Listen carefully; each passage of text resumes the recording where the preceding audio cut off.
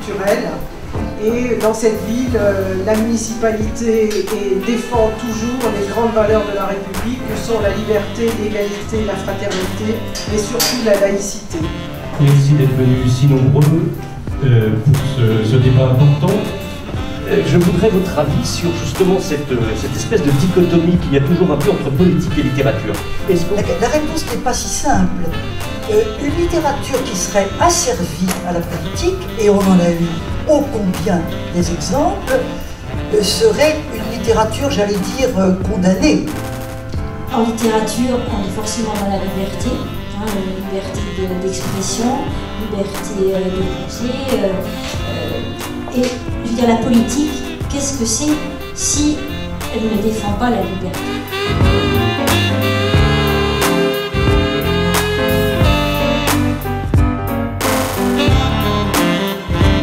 Pourquoi le débat politique? Parce que c'est le lien essentiel entre les publics, entre les citoyens. Alors, en faire des rencontres politiques et littérature, ça permet le croisement de personnes politiquement engagées, de philosophes, de sociologues et d'écrivains. Est-ce que les partisans de la liberté absolue d'expression n'auraient pas pour devise liberté, liberté, liberté? Je disais tout à l'heure, Rousseau est bien loin. Et moi je trouve que Rousseau, sur la question des réseaux sociaux, on est en plein dedans. Quand on s'est lancé dans cette aventure avec quelques élus et les services, on s'est dit qu'on partait vraiment dans l'inconnu complète.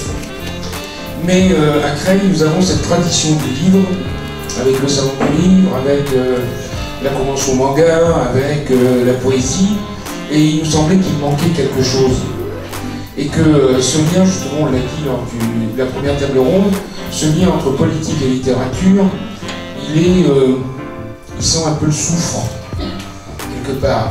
Et on a voulu, justement, peut-être